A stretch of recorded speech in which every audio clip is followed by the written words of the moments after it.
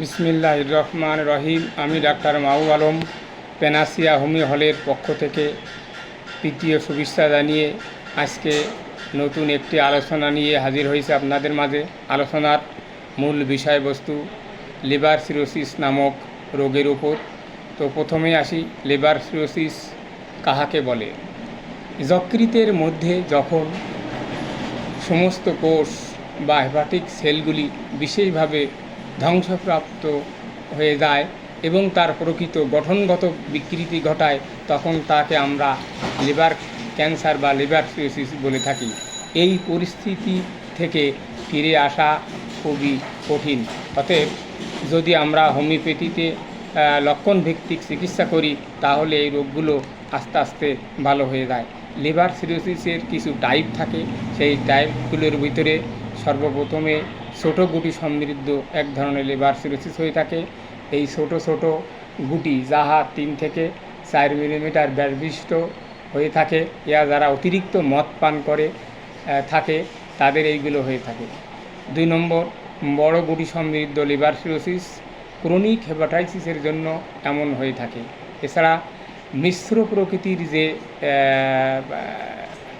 Liver cirrhosis, সেটা হলো এক্ষেত্রে উভয় প্রকার চারিত্রিক বৈশিষ্ট্যগুলো দায়ী থাকে। বিভিন্ন ক্ষেত্রে যারা প্রচুর মদ্যপান করে এবং যাদের হেপাটাইটিস বি এবং এইচবিএস ধরা পড়ে, তাদের ক্ষেত্রে এইগুলো হয়ে থাকে। লিভার সিরোসিস যে এটিওলজি যদি আলোচনা করি, প্রথমেই পুষ্টিজনিত কারণে এটা ঘটে থাকে।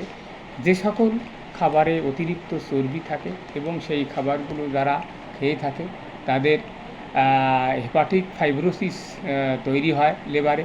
তার পরিধেই ধীরে ধীরে লিভার ক্যান্সারে পরিণত হয়। প্রচুর পরিমাণ যারা মদ পান করে থাকে এবং মদ্যপান অন্যতম একটি কারণ, প্রত্যক্ষভাবে হেপাটোসেলারগুলি ড্যামেজ হয়ে পড়ে, পরোক্ষভাবে হেপাটিক ড্যামেজ ঘটে। এছাড়া ক্রনিক অ্যাক্টিভ হেপাটাইটিস এই লিভার সিরোসিসের জন্য অন্যতম একটি কারণ। বিপাকীয় ত্রুটি যেমন metabolic disorder, diabetes, Wilson disease এও একমাত্র এই লিভার সিরোসিসের কারণ বলে ধারণা করা যায়। পিত্তক্ষরণ থেকেও লিভার সিরোসিস ঘটে থাকে। যদি পিত্ত থেকে পিত্তরসক্ষরণ কম নিঃসরণ হয়, সেই ক্ষেত্রেই এই রোগ লিভার সিরোসিস হয়ে যায়, যেটাকে ইংলিশে বলে কোলেস্টাসিস নামক রোগ। অতএব এই ক্ষেত্রে প্রচুর পিত্ত রস কম ক্ষরণ হয়। হেপাটিক কনজেশন, যকৃতের সংকোচন ও রক্ত আধিক্য এবং রোগ প্রতিরোধ ক্ষমতা যদি কারো শরীরে কমে যায়, সেই ক্ষেত্রেও দেখা যায় লিভার সিরোসিস হয়ে থাকে। লিভার সিরোসিস লক্ষণ বা সিমটম আলোচনা করতে গেলে প্রথমেই তার শরীরে ক্ষুধামন্দা, তা বমি এবং বমি হয়, পেটে প্রচুর বায়ু জমে, কোষ্ঠকাঠিন্যে ভুগতে থাকে এবং ধীরে ধীরে শরীর শুকায় যায়, দুর্বলতা অবসন্নতা চলে আসে, রক্তবমি, মলদার থেকেও রক্ত আসতে পারে এবং রক্তস্রাবী অশ্ব হয়ে যায়। মহিলাদের ঋতু পর্যন্ত লোপ হয়ে যায় এই লিভার সিরোসিস যদি তার শরীরে হয়ে থাকে। দৃশ্যমান কিছু সিমটম না বললে নয়, যাদের বয়স 30-এর বেশি তাদের ক্ষেত্রে হয়ে থাকে এবং তাদের মুখমণ্ডল, চোখ কোষলাগাত হয়ে পড়ে, যেটাকে বলে সানকিন আই, চোখ সোয়ালের হার বেড়ে যায়। এই সময় যদি জন্ডিস ব্লাড টেস্ট করলে কোনো জন্ডিস ধরা পড়ে না এবং শোধ যা চাপ দিলে বসে যায়, শরীরে প্রোটিনের পরিমাণ কমে যায়। এছাড়া যে সমস্ত রোগীর দেহে টিউবারকুলোসিসের ইতিহাস থাকে, তাদেরকেও এই লিভার সিরোসিস হয়ে যায়। পেটের ডাইন দিকে চাপ দিলে প্রচণ্ড ব্যথা এবং স্পষ্টত যে লিভার অনুভূত হয় এবং তাতে ব্যথা থাকে। লিভার এবং পিলিয়া বড় হয়ে যায় এই লিভার সিরোসিসের ক্ষেত্রে। এছাড়া যদি তাতেও আমাদের বুঝতে কষ্ট হয় যে লিভার সিরোসিস হলো কি না, তাহলে কিছু ইনভেস্টিগেশান, কিছু পরীক্ষার মাধ্যমে আমরা জানতে পারি যে একজন রোগীর দেহে লিভার সিরোসিস হলো কি না। ব্লাড টেস্ট করলে জানা যায় মডারেট লিউকোপেনিয়া ধরা পড়ে। এছাড়া মাইক্রোসাইট অ্যানিমিয়া ধরা পড়ে। এইচবিএস পজিটিভ হয়ে যায়।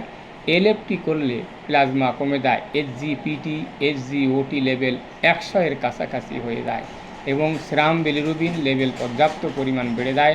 প্রস্রাবে অতিরিক্ত ইউরোবিলিনোজেন দেখা যায়। অতএব নিঃসন্দেহে যদি এইগুলো পজিটিভ হয়, তাহলে আমরা বলবো সে একজন লিভার সিরোসিসের রোগী।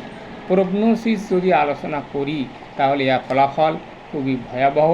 সিরাম বিলিরুবিন 2.5 এর কম হলে, সিরাম সোডিয়াম লেভেল 120 হলে জানতে হবে তার অবস্থা মোটেই ভালো নয়। সেই ক্ষেত্রে মুখ দিয়ে বারবার রক্ত উঠতে থাকে, বিভিন্ন দাঁত দিয়ে রক্ত পড়তে থাকে। এর ব্যবস্থাপনা বলতে বুঝি এই রোগীর ক্ষেত্রে বিশ্রামের খুব প্রয়োজন হয় এবং অতিরিক্ত কার্বোহাইড্রেট যুক্ত খাবার, কম পরিমাণ প্রোটিন, চর্বিহীন খাদ্য খেতে হবে। অনেক সময় এই রোগীর রক্ত পর্যন্ত দিতে হয়, অতএব রক্তও দেওয়া যেতে পারে। মেডিসিনের কথা আসলে হোমিওপ্যাথিতে বেশ কিছু মেডিসিন আছে এই রোগের জন্য, তবে যে যেখান থেকে বলুক না কেন, যদি লক্ষণ ভিত্তিক আমরা ঔষধ দিতে না পারি তাহলে ফলাফল ভালো আসে না।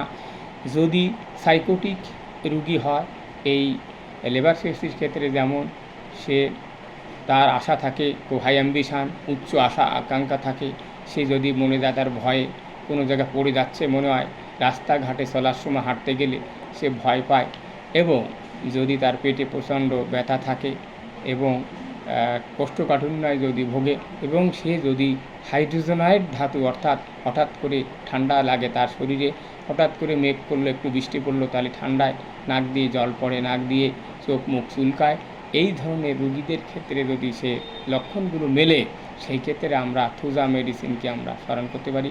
এবং রাতে যদি সে বিভিন্ন সাপের সাথে খেলা করে, সাপে যেন তাকে তাড়াতে আসছে, সেই ক্ষেত্রে এই থুজা মেডিসিনকে আমরা এক ধন্বন্তরী মেডিসিন বলে জানি, এবং এই ঔষধটা প্রয়োগ করলে ধীরে ধীরে রোগগুলো ভালো হয়ে যায়।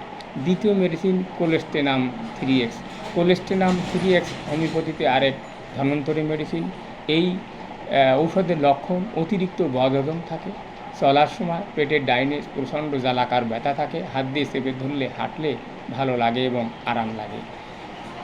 সেই ক্ষেত্রে আমরা কোলেস্টেনাম 3xকে স্মরণ করব, এবং এই ওষুধটি রক্তের কোলেস্টেরল কমাতে এক অনবদ্য ভূমিকা পালন করে। আসুন 3 নম্বর মেডিসিন, আরেক যুগান্তকারী মেডিসিন, যেটাকে বংশে যদি কোনো ক্যান্সারের সমস্যা থেকে থাকে, যদি কোনো ক্যান্সার রোগী থাকে এবং যদি কেউ মৃত্যুবরণ করে থাকে, সেই ক্ষেত্রে কার্সিনোসিন 200 মেডিসিন অতি ধন্বন্তকারী এক মেডিসিন। এই ক্ষেত্রে রাতে ঘুমের ভিতরে প্রচুর ঘামায় রোগী, যকৃৎ বড় এবং হজম শক্তি খুবই কম, পেট বায়ুপূর্ণ হয়ে যায় এবং অজীর্ণ মল, এবং 3-4 দিন পর পর পায়খানা হয়। সেই ক্ষেত্রে কার্সিনোসিন মেডিসিনকে আমরা বাদ দেব না, অর্থাৎ সাবধানতার সহিত লক্ষণ যদি মেলে সেই ক্ষেত্রে আমরা কার্সিনোসিন মেডিসিন দেব, আস্তে আস্তে ভালো হয়ে যায়। ইহা এক ধন্বন্তরী মেডিসিন। যদি দেখেন যে অবাস, পেট নিষ্ক্রিয়, আর কাজ করছে না, মৃত্যু নিশ্চিত, তখন যদি হাইড্রাস্টিস স্ক্যান যদি 3x স্মরণ করি, সেই ক্ষেত্রেও ভালো কাজ করে এই হাইড্রাস্টিস স্ক্যান 3x মেডিসিনটা।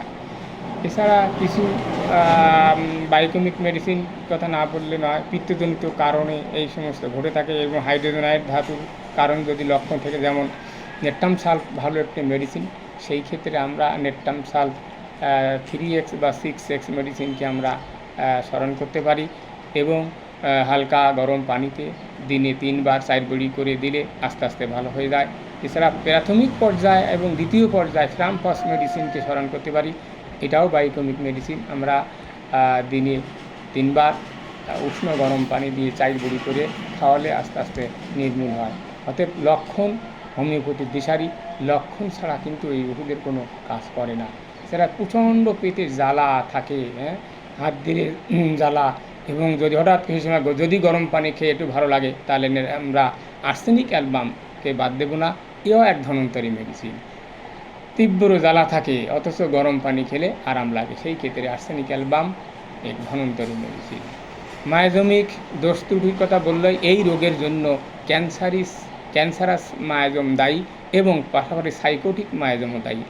অতএব মাঝে মাঝে লক্ষণভিত্তিক ঔষধ খাওয়ার পরে আমরা সাইকোটিকযুক্ত যে মেডিসিন, যেমন থুজামেডোরিনাম, তাছাড়া কার্সিনোজিন, অ্যাসিড নাইট্রিক, এই ওষুধগুলো আমরা সেবন করতে পারি, তাহলে রোগগুলো আর পরবর্তীতে ফিরে আসে না। পথ্য আলোচনা করলে যে আমরা কি খাবো, ডাক্তার সাহেব ওষুধকে সর্বপ্রথম বলবো পেঁপে খেতে হবে, কাঁচা কলা খেতে হবে, জিওল মাছের ঝোল দিয়ে যদি তরকারি রানে সেটাও খাওয়া ভালো। এছাড়া আতপ চালের সরু চাউলের ভাত এবং ফলের রস ও মাঝে মাঝে দই খাওয়াতে পারেন। তো এই যে নিয়মগুলো আমি বললাম, যদি বুঝতে কষ্ট হয় বারবার টেনে এই লেকচারগুলো দেখে যদি লক্ষণ মেলে সেই ক্ষেত্রে আপনারা ওষুধ সেবন করবেন। আর যারা ভিউয়ার্স, যারা চিকিৎসক না, তাদেরও বলবো যদি সমস্যা হয় আমার সাথে লিঙ্ক করবেন। তারপরেও আমি আমার মোবাইল নাম্বার 01766317816, এই নাম্বারে কল দিলে আমি সমাধান করার চেষ্টা করব।